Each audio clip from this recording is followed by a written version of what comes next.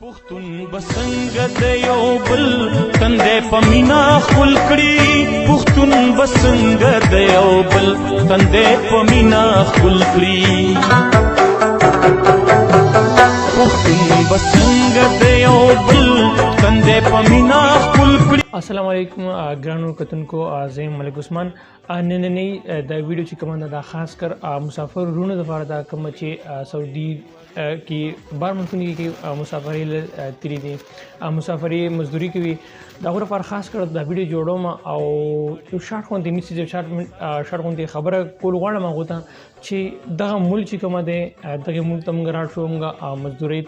مزدوري لپاره زو خپل بچو رونو لپاره پیسې حق حلال رزق ګټول لپاره زو خو چې دغلته تاسو راشئ دغلته زموږ د تفوس هیڅ څوک نشته چې سبا لمونږ جیل کې یو ځای کې زموږ څوک تفوس وکړي زموږ تفوس دغلته کې هیڅ څوک هم نشته. په دې وجه تاسو کوشش کوئ خیال دې خبره کوئ چې سعودي عرب کې په دغه ځایونو کې څه قسمه مسلې وي څه قسمه خبر وي پای باندې هیڅ قسم تبصره هیڅ قسم خبر تاسو مه کوئ.